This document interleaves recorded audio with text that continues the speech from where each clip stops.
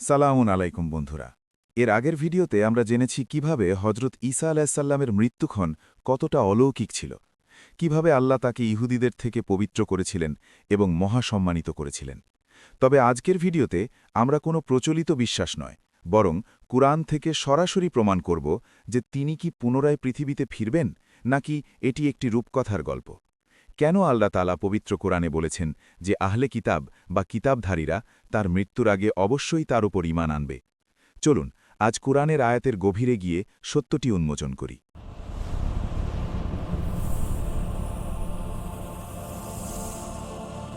বন্ধুরা, আমরা জানি মুসলিমদের প্রচলিত বিশ্বাস অনুযায়ী ঈসা আলাইহিসসালামের ফিরে আসার সবচেয়ে বড় কারণ হল ফিতনায়ে দাজ্জাল নির্মূল করা।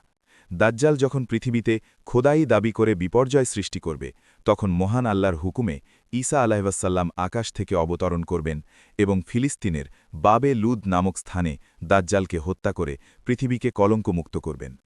তিনি পৃথিবীতে কোনো নতুন ধর্ম নিয়ে আসবেন না, বরং উম্মতে মোহাম্মদী হিসেবে ইসলামের বিধান বা শরিয়াত অনুযায়ী শাসন করবেন। তিনি পৃথিবীতে শান্তি ও ন্যায় বিচার প্রতিষ্ঠা করবেন। তখন মানুষের মধ্যে কোনো হিংসাবিদ্বেষ থাকবে না এবং পৃথিবী বরকতে ভরে যাবে। খ্রিস্টানরা মনে করেন তিনি খোদার পুত্র, আর ইহুদিরা মনে করে তারা তাকে হত্যা করেছে। তিনি পুনরায় এসে প্রমাণ করবেন যে তিনি আল্লাহর একজন বান্দা ও রাসূল মাত্র।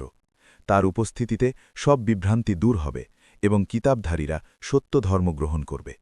কিন্তু এই যে কোটি কোটি মানুষের বিশ্বাস, এর কি কোনো ভিত্তি পবিত্র কুরআনে আছে, নাকি এটি কেবলই লোকমুখে শোনা কোনো কাহিনী? চলুন আজ সরাসরি আল কুরআন থেকে এর অকাট্য প্রমাণ দেখে নিই।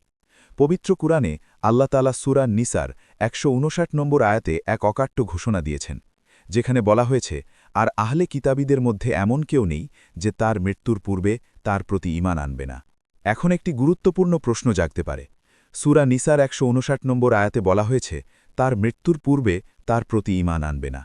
এখানে তার বলতে কার কথা বোঝানো হয়েছে? অনেকে মনে করেন এটি কিতাবধারীদের ব্যক্তিগত মৃত্যুকে বোঝাচ্ছে, কিন্তু একটু গভীর নজর দিন। এই আয়াতের আগের ও পরের সবগুলোতে মূল সাবজেক্ট বা বিষয়বস্তু হলেন হজরত ঈসা আলাইহিসসালাম। তাকে হত্যার ষড়যন্ত্র, তাকে আকাশে তুলে নেওয়া, সবই তাকে কেন্দ্র করে। তাই ব্যাকরণগত এবং প্রাসঙ্গিকভাবে এখানে তার প্রতি এবং তার মৃত্যু দুটোই হজরত ঈসা আলাইহিসসালামকেই নির্দেশ করছে। অর্থাৎ ঈসা আলাইহিসসালামের চূড়ান্ত মৃত্যুর আগে পৃথিবীর সকল কিতাবধারী তার ওপর ঈমান আনবে। কিন্তু এখানে একটি তাত্ত্বিক খটকা তৈরি হয়। সূরা আলে ইমরানের ৫৫ নম্বর আয়াতে আল্লাহ বলছেন, হে ঈসা, আমি তোমাকে ওয়াফাত দেব বা তুলে নেব এবং আমার কাছে উঠিয়ে নেব।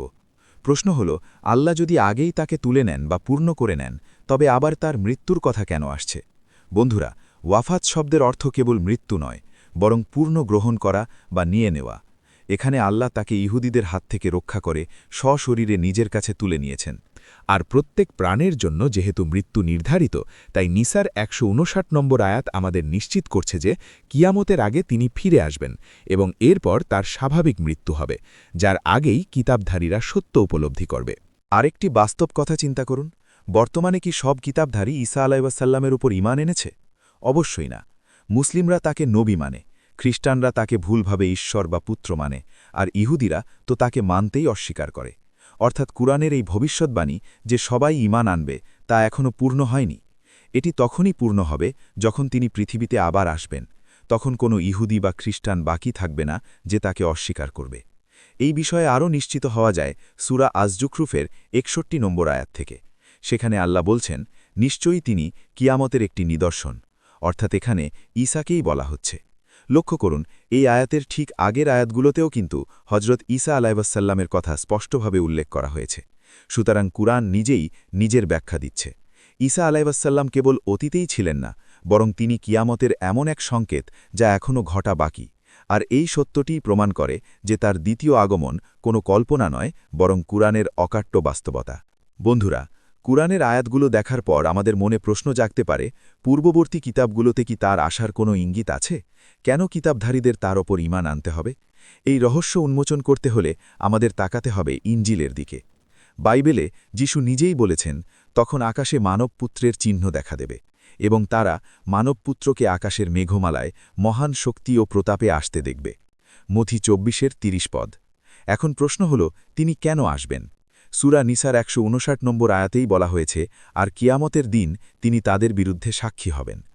সূরা মাইদার ১১৭ নম্বর আয়াতে আল্লাহ যখন ঈসা আলাইহিসসালামকে জিজ্ঞেস করবেন তার উম্মত সম্পর্কে, তখন তিনি বলবেন, আমি যতক্ষণ তাদের মধ্যে ছিলাম ততক্ষণ তাদের অবস্থা জানতাম, কিন্তু যখন আপনি আমাকে তুলে নিলেন বা ওয়াফাত দিলেন তখন আপনিই তাদের তত্ত্বাবধায়ক ছিলেন।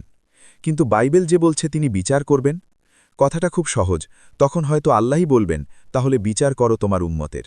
কারণ যারা তাকে মাসিহ হিসেবে অস্বীকার করেছিল আর যারা তাকে ঈশ্বর বানিয়েছিল তারা যেন বুঝতে পারে আসল সত্য কি, এবং তাই হয়তো তৎক্ষণাৎ আল্লাহ তার মৃত্যু ঘটাবেন, যাতে সৃষ্টির নিয়ম বজায় থাকে।